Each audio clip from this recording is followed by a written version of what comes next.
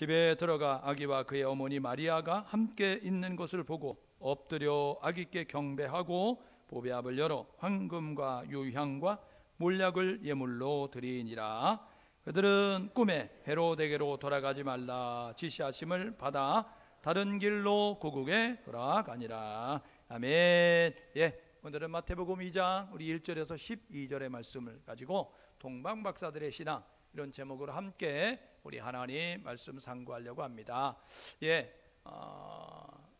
교회에 갓 출석한 이제 학생이 수련회 참석했어요. 한 주밖에 안 됐는데 갑자기 여름 수련회 한다고 오라 그래가지고 갔어요. 수련회를 이끌어 가시는 전도사님이 성경 퀴즈 낸다 하고 성경 퀴즈를 내는 거예요. 그래서 자, 성경 퀴즈 낼게. 성경은 몇 권일까? 이렇게 이야기했어요. 그랬더니 전주에 교회에 등록한 친구가 손을 번쩍 드는 거예요. 그래서 전도사님이 의아하게 생각했어요. 아니, 제가 어떻게 성경을 알지? 교회 나온 지 얼마 안 됐다 그러는데 어떻게 할까? 그랬더니 한번 말해봐 이야기했더니 한 권입니다 이렇게 이야기하는 거예요. 한 권 맞지요. 그러나 전도사님이 성경이 몇 권이냐 물어본 것은 구약은 39권, 신약은 27권, 그래서 66권입니다 이렇게 이야기할 줄 알았는데 한 권입니다 이렇게 말했다는 거잖아요. 구약 39권, 구약과 신약은 예수에 대해서 말하고 있습니다. 요한복음 5장 39절에 너희가 성경에서 영생을 얻는 줄 알고 상고하거니와, 그러니까 영생을 얻는 법이 성경에 있다는 것을 알고 성경을 연구하는데 이 성경은 내게 대하여 증언하는 것이다. 구약은 오실 예수님에 대해서, 육신의 몸을 입고 이 땅 가운데 오실 예수님, 그리고 신약은 육신의 몸을 입고 이 땅 가운데 오신 예수님이 하신 사역과 그리고 다시 오마 약속하고 승천하셨는데 다시 오실 예수님에 대해서 소개하는 거예요. 그러니까 성경의 주제는 예수 그리스도, 그리고 구약으로부터 신약까지 몇 년 동안 약 1600여 년 동안 저자가 66권 가운데 40여 명 정도의 저자가 있습니다. 1600년의 갭이 있어요. 시간적인 차이가 있고 40명이 각 지역도 다르고 출신도 다르고 연령도 다르고, 그런데 그들이 쓴 그 책의 주제가 뭐냐면 동일하다는 거예요. 예수 그리스도에 대해서 이야기하고 있습니다. 구약 성경 예수님에 대해서 육신의 몸을 입고 이 땅 오실 예수님에 대해서 이야기하는데 이사야 선지자를 통해서 이사야서 7장 14절에 보라 처녀가 잉태하여 아들을 낳을 것이니 이렇게 이야기하게 됐어요. 여러분, 이 내용이 신약 성경 마태복음 1장 18절에 보니까 마리아에게 너가 성령으로 잉태하게 될 거야 이야기하면서 처녀가 잉태한다, 처녀가 아기를 갖게 될 거야, 그 사실이 이루어지게 되어졌어요. 여러분, 예수님이 어디 태어날까? 구원자가 어디 태어날까? 구약의 미가 선지자를 통해서 미가서 5장 2절에 이렇게 이야기합니다. 유대 베들레헴 에브라다야, 너는 유다 족속 가운데 가장 작은 고을 아니니? 가장 작은 마을 아니니? 그런데 그 마을에서 베들레헴에서 이제 그 이스라엘 다스릴 자가 나오게 될 거야 라고 이야기했어요. 오늘 읽었던 본문의 내용에도 헤롯 왕이 서기관들과 바리새인들에게 물어봅니다. 유대인의 왕이 나면 어디 날까? 이렇게 이야기했더니 그들이 우리 성경에, 우리가 가지고 있는 성경에 보면 베들레헴에서 난다고 했어요. 이렇게 이야기하면서 베들레헴에서 출생할 걸 이야기하죠. 오늘 마태복음 2장 1절에서 12절 읽었는데 마태복음 2장 5절에 마태복음 2장 8절에 베들레헴에서 출생합니다 이야기하죠. 2장 1절은요 예수께서 베들레헴에서 나셨다라고 이렇게 이야기합니다. 예수님이 어디에 날 것인가? 구약의 선지자를 통해서 말씀하셨는데 신약에 그대로 이루어졌어요. 예수님께서 태어나시고 난 다음에 애굽으로 피난 가는 일이 있게 될 거야 이렇게 이야기했어요. 그런데요 정말 이 헤롯이 죽이려고 해서 헤롯의 칼날을 피하여서 애굽에 이제 도망가서 살게 됩니다. 헤롯이 죽은 다음에 이제 고국으로 돌아가야 되는데 그의 아들이, 헤롯이 죽은 다음에 이 세 등분해 가지고 그의 아들들이 나라를 다스리니까 그곳으로 가면 안 되겠다 해서 그가 베들레헴으로 가지 아니하고 저 갈릴리 북쪽에 있는 나사렛으로 가게 되었어요. 지도로 보면 이렇습니다. 보십시오. 여기 베들레헴 아닙니까?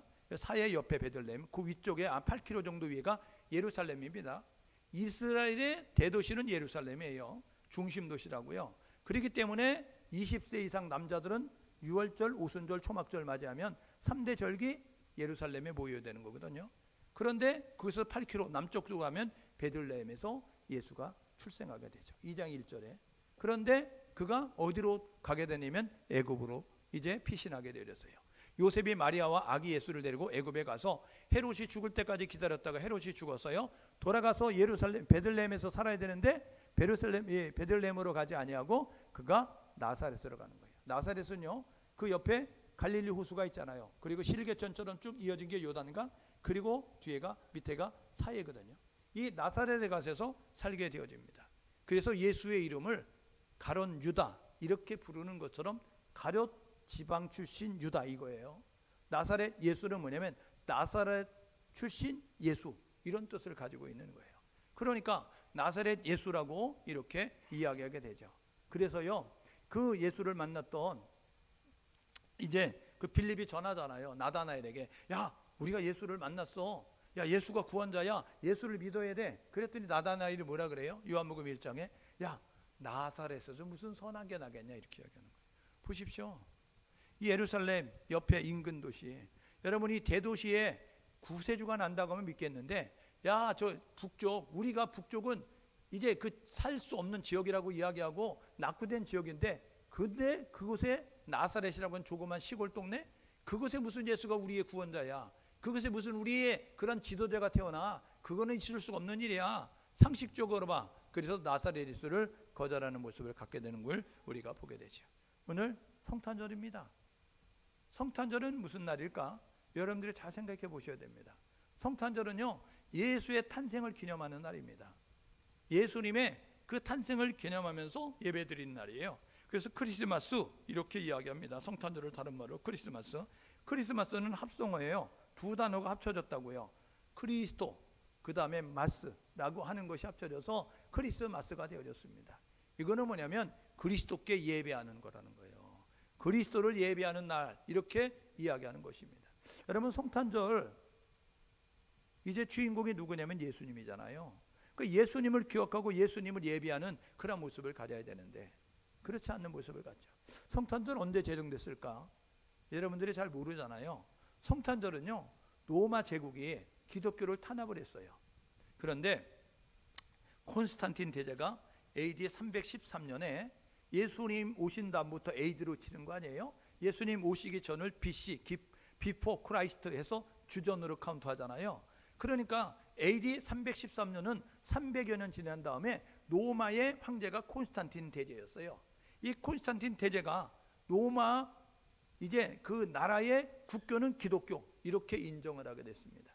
그래서 카타콤 지하 동굴에서 예배드리던 그러한 기독교인들 다 나와. 이제 너희들 탄압 안 할 거야. 너희들 감옥에 안 가둘게. 너희들 이제 그 짐승의 밥을 삼던지 거리에 가로등을 밝히는 그러한 이제 기름으로 쓰지 않을 테니까 나와서 자유롭게 예배드려. 이런 모습 가지고 기독교를 국교로 인정했어요. 기독교 역사는요, 언제 부흥하고 언제 쇠락했느냐? 기독교 역사를 살펴보게 되면 편안하고 그리고 자유로워질 때는 기독교는 타락했어요. 기독교는요, 탄압이 있고 핍박이 있고 환난이 있을 때 부흥하게 됐습니다. 여러분, 한국교회가 탄압이 없으니까 타락하는 거 아시죠? 한국교회가 여러분 편안하니까 타락하는 거 아시죠? 지금 세상은 교회를 걱정합니다.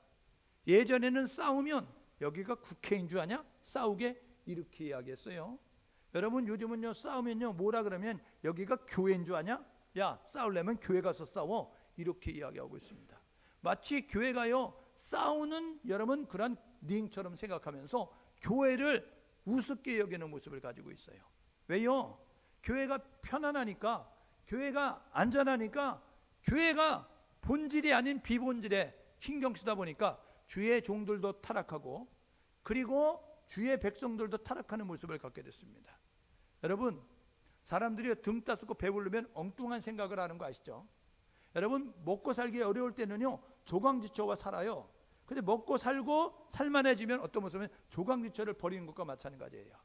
여러분, 우리가요 믿음 생활하는데 힘들고 어려울 때는 하나님을 믿어요. 그런데 편안하고 안전하고 부유해지면 하나님을 등지는 거예요. 그리고 하나님을 대신한 다른 것들을 만들어 놓고 이게 하나님이야 이런 모습을 가지고 하나님을 대신하는 것들을 만들든지, 아니면 하나님을 잊어버리고 하나님을 예배하지 않는 모습 가지고 있음을 우리가 보게 되는 거죠. 오늘 예배하는 저와 여러분 모두가 해야 할 일은 뭐냐면, 기독교는 핍박과 환난 가운데 하나님께서 세우셨고, 그리고 안전하고 평안할 때는 기독교가 타락했다는 사실을 기억하셔서 저와 여러분 모두 성경이 이야기하기를 손줄로 생각한 자는 넘어질까 조심하라 말씀하셨으니, 저와 여러분 모두 긴장의 끈을 놓지 말고 날마다 깨어 근신하면서 원수 사탄 마귀가 우는 사자처럼 우리 주변을 맴돌고 있으니, 저와 여러분 모두 진리로 무장하고 성령으로 충만하셔서 사단의 계계를 물리치고 교회의 확장과 하나님 나라 확장과 그리고 믿음을 돈독히 하는 우리 모두 될 수 있기를 주님의 이름으로 축복합니다. 로마가요, 이 국교로 이제 인정을 하게 됐습니다. 그리고 나서 이제 그러면 기독교의 교주 예수 그리스도가 언제 탄생했냐? 그날을 기념할 수 있도록 만들어야 되지 않을까? 하고 성탄절을 제정하게 됐습니다. 근데 그날을 잘 알지 못하는 거예요. 그래서 어떻게 만들어내냐면 이 미스트라교라고 하는 그 빛의 축제라고 하는 그러한 교회, 그러한 빛을 이야기하는, 태양을 숭배하는 그런 교가 있었어요. 그들이요, 이 동지, 해가 가장 짧은 그날을 기점으로 해서 해가 길어지기 시작하니까, 그러면 예수님의 탄생을 12월 25일로 하자, 미스트라교의 빛의 축제인 날인 그 동지 축제일을 예수님의 그러한 탄생일로 하자. 그래서 12월 25일로 되어졌어요. 여러분, 12월 25일은요, 여러분 이 유대 땅의 그러한 환경과 정서상 맞지 않는 거예요. 12월 달은 우기기 때문에 여러분 양들을 들판에서 돌볼 수 있는 시기가 아니라고요. 그러니까 예수님이 언제 탄생하셨을까? 성경학자들이 연구를 하는데, 성경은 세례 요한보다 6개월 뒤에 태어났다고 이야기합니다. 여러분, 세례 요한이 누굽니까? 세례 요한은 아비의 반열에, 제사장들 이 8번째 반차에 들어가는 아비의 반열의 사가랴예요. 그 애가 세례 요한의 아버지거든요. 그래서 여러분 누가복음에 보게 되니까 뭐라고 이야기하냐면 그렇게 이야기합니다. 이 제사장의 반열을 따라 이 8번째 반열인 아비야에 소속된 사가랴가 제사장의 임무를 감당하게 됐을 때라고 이야기합니다. 여러분 역대상 24장에 보게 되면 이 제사장 반열을 24반열을 쓰고 있습니다. 거기에 보면 역대상 24장 1절에서 4절에 보게 되면 24장 10절에 뭐라고 이야기하느냐면, 이 아론의 그란 아들 그 다말과 아비후는 다른 제사 드리다가 레위기 10장에서 죽사에 죽잖아요. 그리고 엘르아살과 이다말이라고 하는 아론의 아들이 있습니다. 엘르아살에게는 후손이 많았고 이다말에게는 후손이 적었어요. 그러니까 24명의 그러한 이제 제사장을 세우게 되어지는데, 24반열을 세우게 되는데, 이 엘르아살에게는 16명, 그리고 이 이다말에게는 8명, 그래서 여러분 24명의 제사장을 세우게 됩니다. 그래서 첫째는 누구요, 둘째는 누구요, 그렇게 이야기하는데 역대상 24장 10절에 보게 되니까 제8째는 아비야요 이야기합니다. 이게 누가복음 1장 5절에 가게 되면 뭐라고 이야기하면, 아비의 반열을 따라 제사장이 됐던 사가랴, 이렇게 이야기하고 있습니다. 그러니까요, 이 사가랴가 아비야 반열의 제사장이구나. 그리고 제사장 이제 반열에 따라서 제사장 직무를 담당하기 위해서 하게 되었는데, 그 속에서 하나님의 환상을 보게 됩니다. 그래서 너에게 아들이 있게 될 거야 이야기하거든요. 사가랴의 부인이 엘리사벳입니다. 엘리사벳은 나이가 많아요. 아브라함의 사라처럼. 그래서 나이가 많아가지고 아기가 있을 거예요. 그러니까 우리는 나이가 많아서 안 돼요 이렇게 이야기하는데, 하나님이 애가 있다니까 이름을 요한이라고 해, 이렇게 되어지는 거예요. 그래서 우리는 안 된다니까요. 그렇게 이야기하는 거 뭐라 그러냐면, 그러면 너 입을 막을 거야 이렇게 이야기하는 거예요. 그래서 제사장 직무를 마치고 나갔는데 사람들이 물어보니까 말을 못하는 거예요. 그래서 제사장 이제 사람들이 아는 거예요. 사가랴가 뭔가 하나님의 이상을 받았구나, 그렇게 알게 되었습니다. 그런데 정말 엘리사벳이 임신했어요. 그래가지고 엘리사벳이 임신돼가지고 6개월 때 됐을 때 이 마리아를 만납니다. 마리아를 만나니까 복중에는, 이 엘리사벳의 복중에 있는 세례 요한이 춤추는 거예요. 아기가 그 안에서 뛰놀았다 이렇게 이야기합니다. 태동이 있게 되어지는데, 그래가지고 이 예수와 이야기하는 그 이제 어머니의 이야기를 듣고, 이 마리아와 이야기하는 어머니의 얘기를 듣고 막 뛰도는 모습을 가져요. 성경을 보게 되면요, 세례 요한보다 예수님은 6개월 뒤에 태어났습니다. 그러니까 세례 요한이 언제 출생했는가, 여러분 이 제사장의 반열을 따라 그런 모습을 가지고 계산해 보게 되니까 예수님은 장막절 7월 15일 전후쯤에 태어났을 것이다 이렇게 이야기합니다. 지금 우리가 7월 15일 하니까 우리는 한참 뜨거운 7월 10이 아니라 여러분 이스라엘의 계산법과 우리의 계산법은 다르잖아요. 이스라엘의 시간에다가 우리가 플러스 6을 해야 현재 시간인 거 아시죠? 예수님이 이제 6시에 여러분 제 3시에 달리셔서 이제 9시에 여러분 이제 운명하시게 되잖아요. 제 3시는 플러스 6하면 오전 9시에 십자가 달리셨고, 여러분 제 9시 제 6시부터 9시까지 해가 빛을 잃었다 이렇게 이야기하니까 정오부터 오후 3시까지 빛을 잃다가 3시에 운명하게 되었다 이야기하는 거 아니에요? 그러니까 이스라엘의 달력 7월 15일은 지금 우리가 쓰는 7월 15일이 아니라 약 2달에서 2달 보름 정도 더 시간이 지나가야 되는 거예요. 그러니까 9월 말 10월 초쯤 된다라고 이렇게 이야기하고 있는 거예요. 어쨌든 간에 예수님의 탄생은 12월 25일이 아니고 로마가 12월 25일로 동지축제일로 예수님의 성탄절을 제정을 했지만, 이 성경학자들은 그날이 아니고 이제 장막절, 이스라엘들이 지키고 있는 7대 절기 가운데 7번째 절기인 장막절, 초막절, 수장절이라고 하는 그 전후에 예수님 출생하셨을 것이다 이렇게 이야기하고 있습니다. 여러분, 성탄절 하면 생각나는 거 뭡니까? 성탄절은요, 믿는 사람이나 믿지 않는 사람들이나 다 생각합니다. 믿지 않는 사람들이 이렇게 생각한다고 해요. 산타크로스 선물 가지고 올 거야, 추리 이렇게 장식하는 모습 가지고, 그 다음에 뭔가 선물 줄 거야, 엄마 아빠가 뭘 선물 줄까, 사랑하는 사람이 뭔 선물 줄까 생각하고 있는 거예요. 선물 받는 날로 생각합니다. 그리고 카드, 요즘은 SNS 때문에 이렇게 난리잖아요. 옛날엔 손편지 써가지고 다 이렇게 보내기도 하고, 이런 모습을 가지고 카드 써서 보내기도 하고, 그 다음에 믿지 않는 사람들은 노는 날 이렇게 이야기하는 거예요. 그래서 여러분 어저께 같은 경우에는 여러분 불타는 금요일처럼 여러분 성탄절 이후에는요, 야 내일은 출근 안 돼도 나니까 실컷 먹고 마시고 놀자 이런 모습 가지고 여러분 노는 날이잖아요. 안 믿는 사람들은. 믿음의 사람들은 어때요? 믿음의 사람들은요, 여러분 목자가 생각나고 동방박사가 생각나고 마국간이 생각나고 아기 예수가 생각나고, 그리고 지금은 희미해져 가지만 새벽송이 있었습니다. 성탄 이브 행사 치고. 여러분 새벽송 하세요? 새벽송은 뭐냐면요, 새벽에 부르는 노래잖아요. 그러니까요 12시 넘어서 여러분 교회에서 성탄 이브 행사하고 떡국이나 뭐 라면 끓여 먹고, 그 다음에 각 이제 믿음의 성도들 교회의 집을 방문하면서 기쁘다 구주 오셨네, 고요한 밤 거룩한 밤 이러면서 아기 예수가 태어났습니다, 메리 크리스마스 이런 모습 가지고 예수님의 전달하는 모습까지. 예전에는 이렇게 많이 추웠는지요? 새벽송 돌다면요, 여러분 옛날에는 쌀자루 같은 거 하나 들고 다녔습니다. 차도 없기 때문에 쌀자루 같은 거 들고 다니고 눈도 푹푹 빠져가면서 이 집 저 집 다니면서, 그래가지고 저도 육지 것이기 때문에 육지에서 있다 보니까 그 집에 가면 따뜻한 차도 주고 귤 주면 그거 먹고, 그래가지고 다 새벽송 돌고 와가지고 교회 와가지고 모아온 거 다 모아가지고 그래가지고 나눠서 지리학교 학생들에게 나눠줄 것, 그리고 자기들 또 우리 학생들 청년들 먹을 수 있는 시간이니까 그때는 마음껏 먹어. 집사님들이 그렇게 이야기하니까 먹어봐야 얼마나 먹겠어요? 밤새도록 가서 먹고 차 마시고 왔는데 마음껏 먹어 이야기하고 나서, 그리고 그 다음날 새벽 예배 이제 성탄 예배 드리고 선물 나눠주는 모습으로. 그러니까 교회 다니는 사람은 나름대로 성탄절을 지키고, 교회 안 다니는 사람들은 나름 성탄절 생각하면서 삶을 살게 됐습니다. 여러분 믿는 사람이나 믿지 않는 성탄절을 여러분 알고 있고 여러분 지키고 있는데, 성탄절의 주인공은 누구냐면 예수님입니다.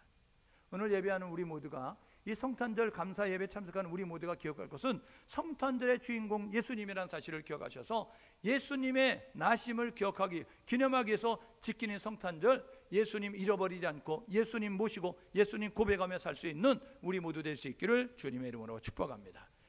성탄절을 찾는 사람들 본문에 보게 되니까 세 종류의 사람들이 성탄절 맞이한 예수님을 찾았습니다. 그런데 오늘 3절에 보십시오.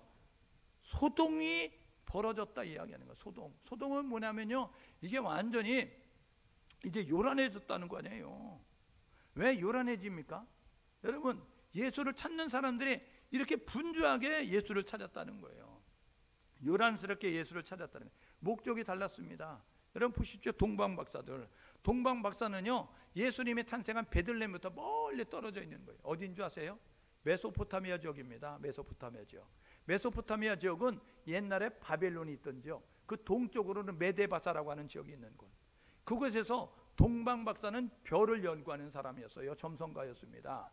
그런데 포로로 끌려갔던 유대 백성들이 이 바벨론이라고 하는 지역에 있다가 포로 귀환하잖아요. 그때 남아있는 사람들, 바벨론에 있는 사람들에게 당한 어려움을 소개한 책이 에스더서 아니에요? 그러니까 이 바벨론에서 점성가로 있었던 그 동방 박사들에게 우리가 섬기는 하나님이 우리에게 메시아를 줄 때 하늘에 희한한 별이 나타날 거야. 민수기 24장 17절에 이 말씀했던 그 말씀처럼 희한한 별이 나타나거든. 그러면 너희들에게 메시아가 구원자가 올 것을 알아. 이렇게 이야기했어요. 귀로 들었다는 거예요. 그래가지고 동방 박사들은요, 이스라엘의 희한한 천체를 연구하는데 이 이상이, 천체계 이상이 나타나면 이제 길조로 그렇게 메시아가 나는 것을 알고 있었다는 거예요. 그래서 동방 박사는요, 그것을 기억하고 이상한 천체 이상이 나니까 별이 나타나게 되어지는데 그 별을 따라서 오게 되었다. 어디까지? 유대 땅까지. 그래서 베들레헴에 가서 아기 예수에게 경배하는 거예요. 11절에 보십시오. 아기 예수께 경배했다고 이야기하잖아요. 여러분, 그 먼 것을 마다하지 않고 동방 박사는 찾아와요. 왜? 예배하기 위해서, 아기 예수를 찬양하기 위해서, 아기 예수를 만나기 위해서 찾아온다고요. 여러분, 그런데 그 땅의 통치자가 누구냐? 헤롯. 여러분 2장 1절에 보면 헤롯 왕 때에 이렇게 이야기하잖아요. 여러분이 헤롯 왕은 누구냐면 헤롯 대왕입니다. 여러분 헤롯 대왕, 헤롯이 짓고 난 다음에 이 나라를 3등분해 가지고 헤롯 빌립과 헤롯 아킬라오나 헤롯 이제 아키포가 이렇게 나누어서 이제 그것을 분열해서 분부왕이 되잖아요. 헤롯 대왕이 있을 때 예수가 출생하게 되는데 헤롯은 이두메 출신입니다. 이 순수한 유대인이 아니었어요. 근데 로마 정부에 싸바싸바 해가지고 그래가지고 권력을 얻었습니다. 투자한 돈이 많은 거예요. 권력을 얻기 위해서, 그 자리에 가기 위해서. 그러니까 헤롯 대왕은요, 그 자리에 있는 동안 한몫 둔두기 챙겨야 됩니다. 그런데 자기의 라이벌이 태어났다고 이야기하는 거 아니에요? 어디서 동방박사라고 하는 사람이 저 먼 곳에서 왔다고 하는데 뭐라고 이야기하잖아요. 유대의 왕이 어디 있느냐, 유대인의 왕으로 나신 이가 어디 계시냐, 이렇게 이야기하게 되니까 내가 이 땅의 왕인데 누가 또 왕이라는 거야? 이야기하면서 예수를 찾아요. 헤롯 왕이 예수를 찾는 목적은 뭐냐면요, 라이벌을 제거하기 위해서. 내가 이 땅의 왕인데 누가 또 왕이라는 거야? 그러니까 악이 이 모습을 가지고 있을 때, 연약한 모습을 가지고 있을 때 제거해야 되겠다. 그래서 예수를 부지런히 찾습니다. 동방박사에게 이야기합니다. 베들레헴이라고 하니까 거기 가보셔.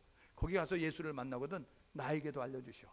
누가 예수인지, 누가 메시아인지 알려주셔. 나도 가서 경배하게. 이렇게 말했지만 실상은 뭐냐면 그 예수를 발견하는 순간 제거하기 위해서 예수 있는 것 알려달라고 이야기하는 거예요.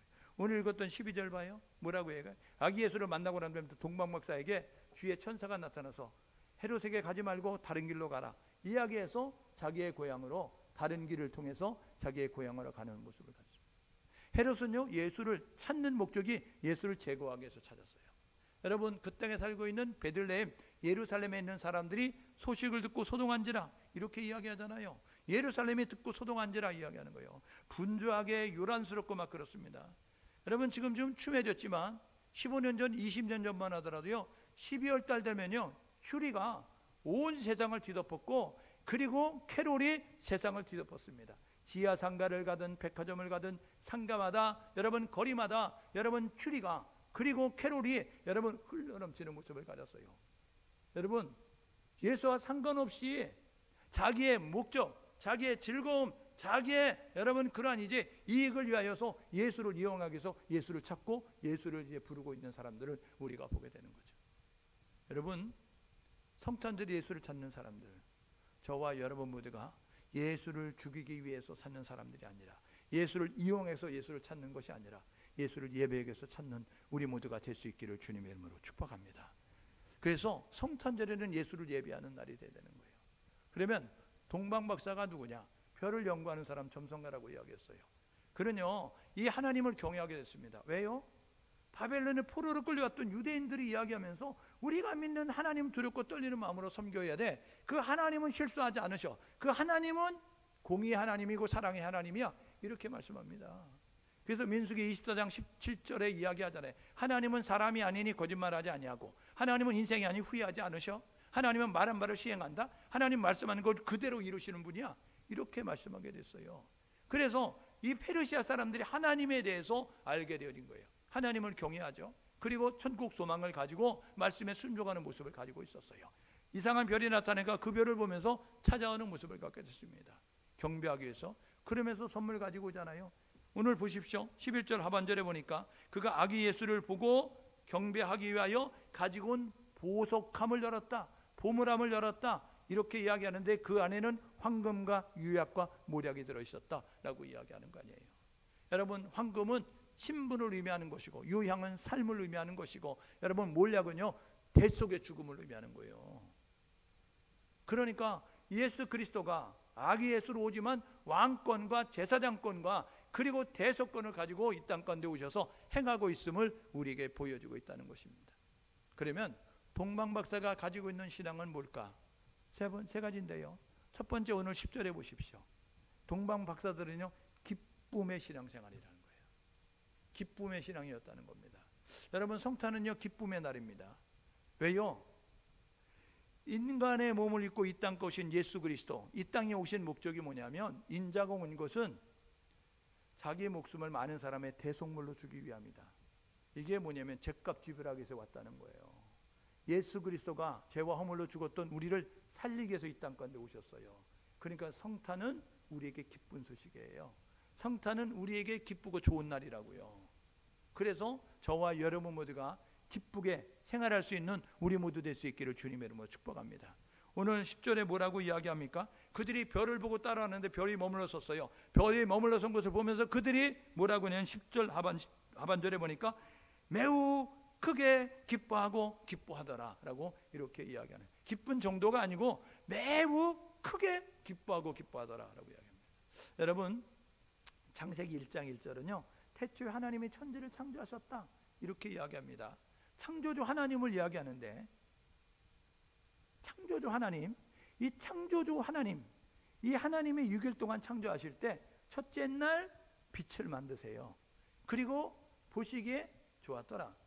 둘째 날 궁창 위에 물, 궁창 아래 물 나누고 해와 달 이런 건 만드시잖아요. 첫째 날, 둘째 날, 셋째 날 만드시잖아요. 뭐라고 하면 보시기에 좋았더라, 보시기에 좋았더라, 보시기에 좋았더라. 여러분,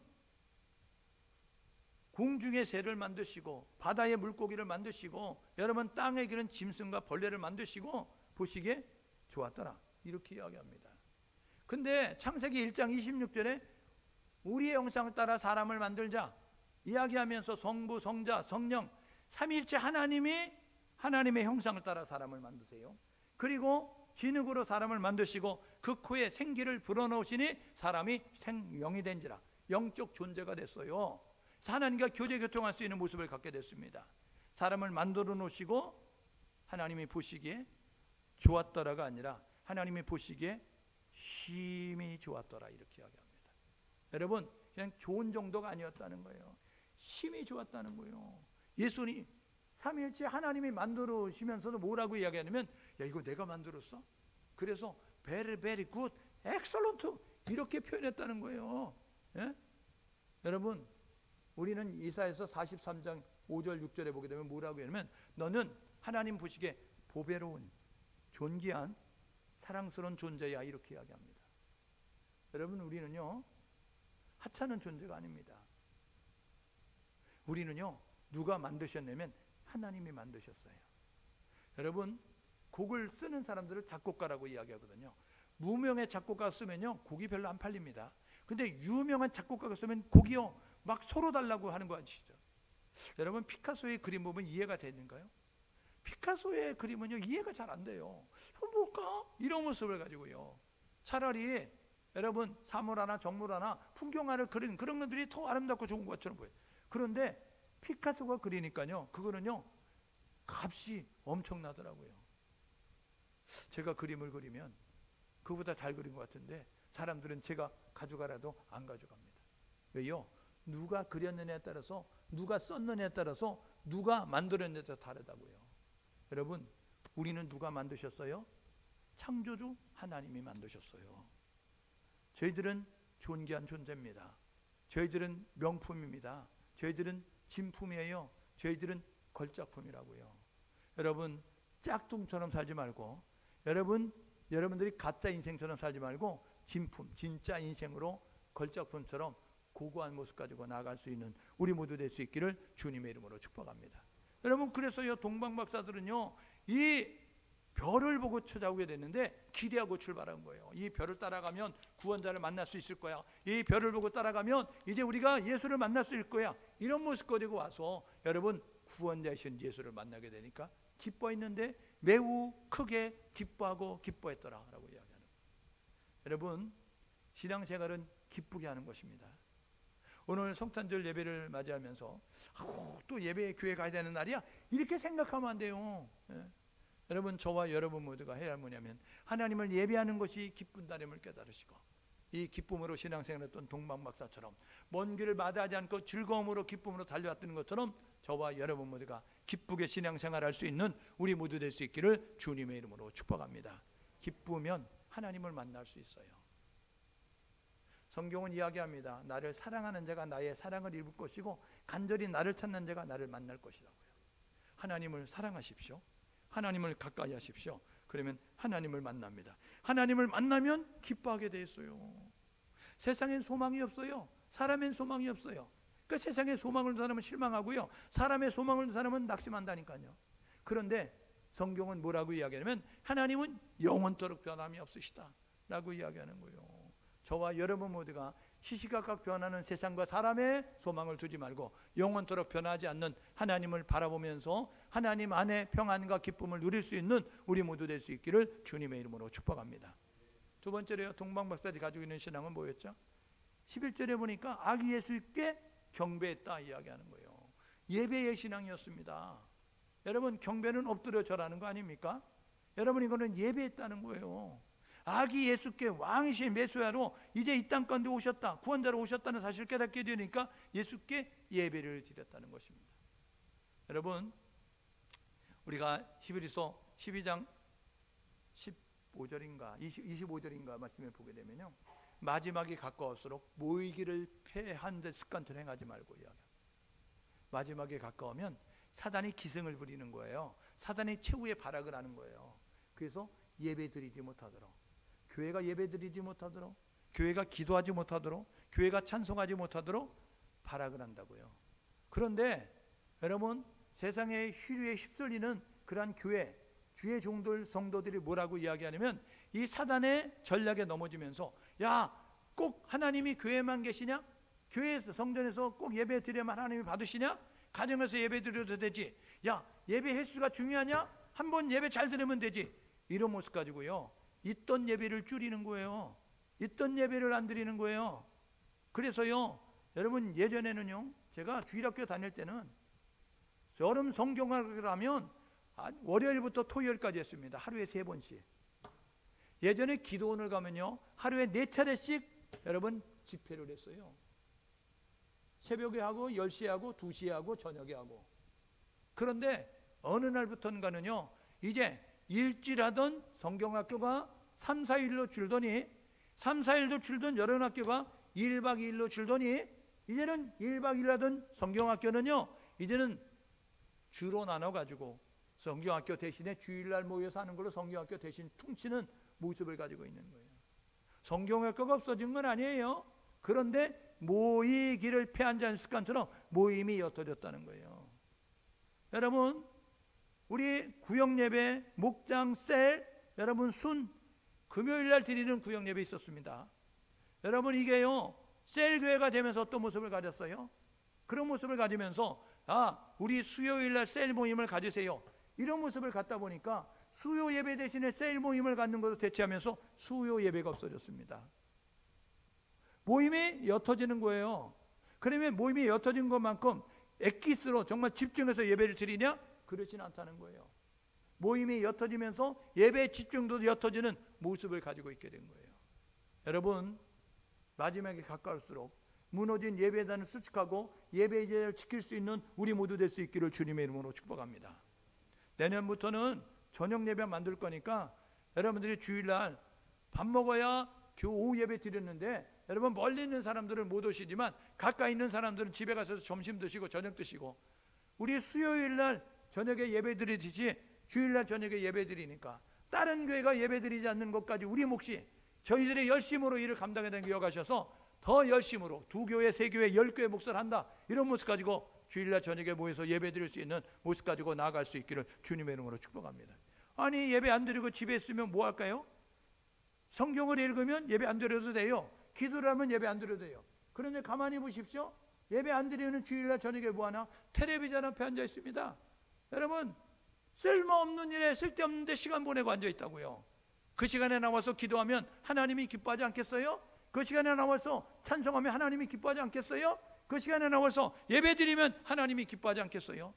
기도하는 한 사람은 기도하지 않은 한민족보다 위대하고 크고요. 여러분, 하나님은 예배할 때에 여러분 말씀 따라 준행할 때 하나님이 역사하셨다는 기억하셔서 예배에 최선을 다할 수 있는 우리 모두 될 수 있기를 주님의 이름으로 축복합니다. 성탄절은 하나님께 예배하는 날이요, 성탄절은 예수님께 고백을 드리는 날이에요.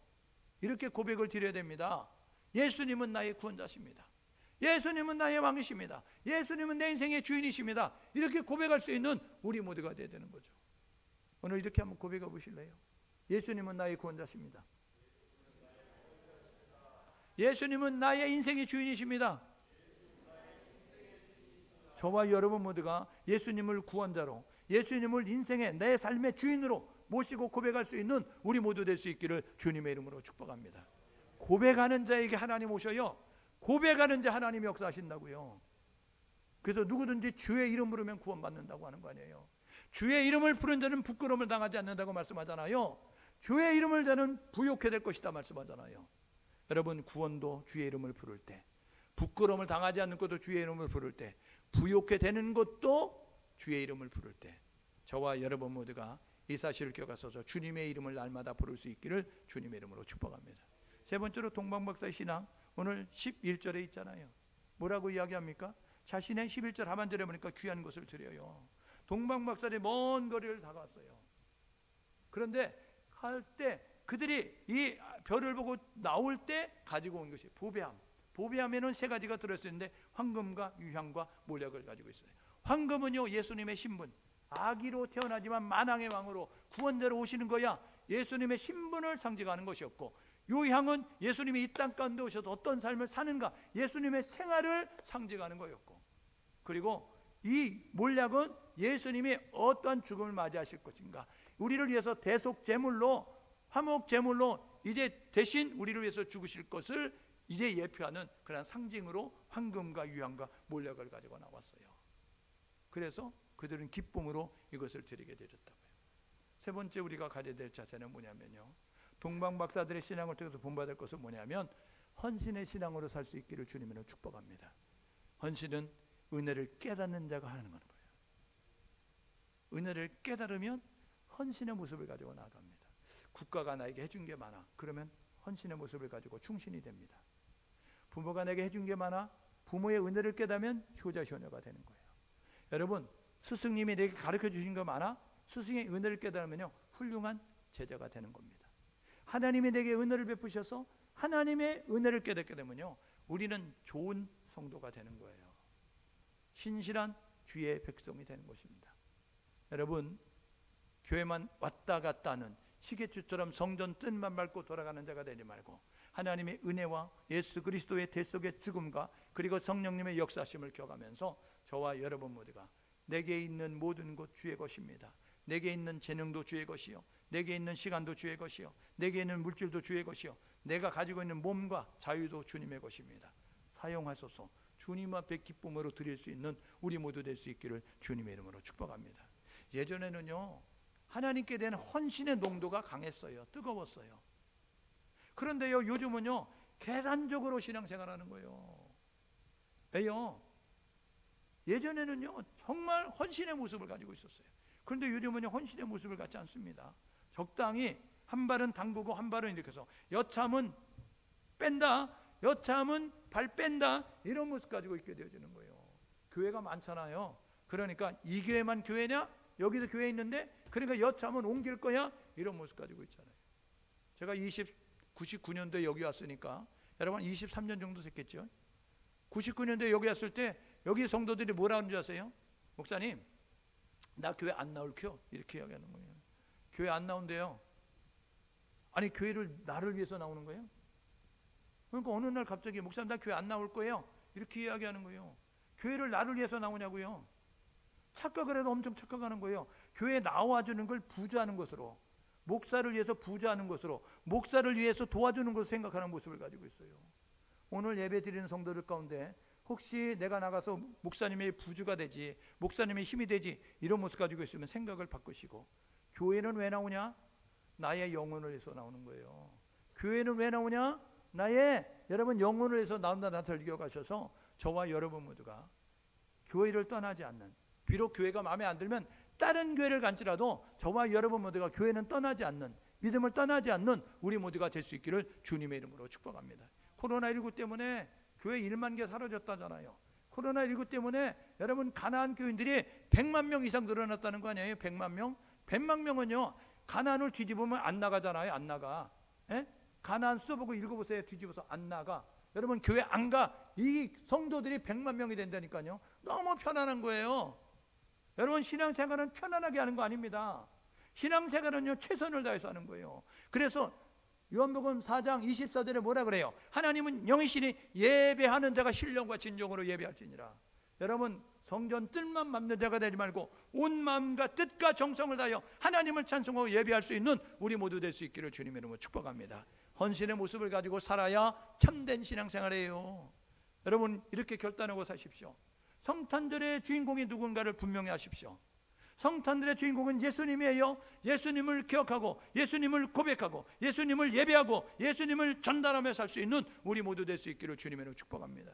여러분 우리가 메리 크리스마스 메리 크리스마스 이야기하잖아요. 메리 크리스마스가 뭐예요? 즐거운 예수 그리스도를 예배하자. 즐거운 마음으로 기쁜 마음으로 예수 그리스도를 예배하자. 이거 아니에요? 여러분 예수가 필요 없는 인생 하나보다 없습니다. 그러니까 오늘 성탄절을 맞이해서 여러분들이 주변에 이웃을 찾아가서 오늘 교회에서 선물 주니까 가족이 나오신 분은 집에 하나 쓰시고 혼자 나오신 분은 그거 가지고 주변 이웃을 찾아가셔서 여러분 전달하면서 그러면서 메리 크리스마스 이야기하는 거예요. 여러분 그 안에는요 우리 예수 그리스도를 구원자신 예수 그리스도를 기쁜 마음으로 예배하자 그 뜻이 있는 거예요. 그럼 메리 크리스마스 하면 그분이 뭐라 할 것 같아요? 씻으면서 메리 크리스마스 이렇게 이야기한다고요. 누구든지 주의 이름 부르면 구원받아요. 저와 여러분 모두가 이 사실을 기억하셔서 예수를 전달할 수 있는 모습이 될 수 있기를 주님의 축복합니다. 여러분 예수를 찾는데 예수를 주기 위해서 예수를 찾거나 예수를 이용하기 위해서 예수를 찾지 말고 예수를 예배하기 위해서 예수를 찾았던 동방박사의 신앙을 본받아 저와 여러분 모두가 기쁨의 신앙생활 그리고 하나님을 예배하는 생활 그리고 헌신의 모습을 가지고 신앙생활할 수 있는 우리 모두 될 수 있기를 주님의 이름으로 축복합니다. 작은 예수로 살아가십시오. 주님은 이 땅 가운데 다시 오십니다. 그날까지 우리에게 부탁한 것이 있습니다. 너가 나를 대신해서 내가 하던 일을 대신 좀 해주면 안 될까? 예수님이 우리에게 위임 명령 내리셨어요. 그래서 너희는 모든 민족으로 제자를 삼고 아버지와 아들과 성령의 세례를 주고 내가 너에게 분부한 것을 기계라. 너희는 온 천하되면 만민에게 복음을 전파하라. 때를 얻던 이모도들 항상 힘쓰라 말씀하셨으니 이 구원자 예수 오신 날 성탄절 기억하고 예수를 예배하고 예수를 찬송하고 예수를 전달하는 모습 가지고 작은 예수로 살아가시다가 주님 언젠가 다시 오시는데 다음 주일날 설교는요 천국과 지옥은 있습니다입니다. 저와 여러분 모두가 이 사실을 기억하셔서 주님 다시 오실 그날에 지옥 아닌 천국에 가는 그런 모습 가지고 나아갈 수 있는 우리 모두 될 수 있기를 주님의 이름으로 축복합니다. 저는 함께 마음을 모두 기도하게 해요.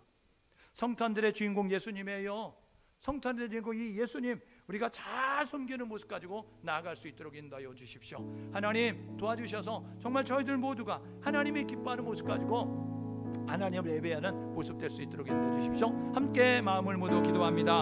하나님 아버지 은혜를 감사합니다. 성탄절은요 하나님이 우리를 사랑하셔서 독생자를 보내주신 날입니다. 예수님의 탄생을 기념하면서 우리가 예배 드리는 날임을 깨닫게 하셔서 예수와 관련 없는 하나님 그러한 성탄절 되지 않도록 인도해 주시고 예수를 기억하고 예수를 예배하고 예수를 전달하며 살 수 있는 우리 모두가 될 수 있도록 인도하여 주옵소서. 동방 박사들의 신앙을 본받기를 원합니다. 먼 길 마다하지 아니하고 주시고 기쁨으로 나왔던 하나님 동방 박사들처럼 기쁨의 신앙생활을 할 수 있도록 인도하여 주시옵시고, 예수를 보고 경배했던 것처럼 예수만 예배할 수 있는, 예수만 섬길 수 있는 유일 신관으로 살아가는 우리 모두가 될 수 있도록 인도하여 주시고, 자신의 귀한 것을 아낌없이 드렸던 것처럼 헌신의 모습 가지고 신앙생활하는 우리 모두 될 수 있도록 인도하여 주시옵소서. 바라고 소원합니다. 주님 다시 오시는 그날까지 작은 예수로 삶을 살아 하나님을, 예수를 만나지 못했던 수많은 사람들 우리의 삶을 보면서 하나님을 인정하고 하나님을 고백하면서 죽게도록 아름다운 역사 있어질 수 있도록 은혜를 나리워 주옵소서. 하나님 그렇게 축복하실 줄 믿습니다. 하나님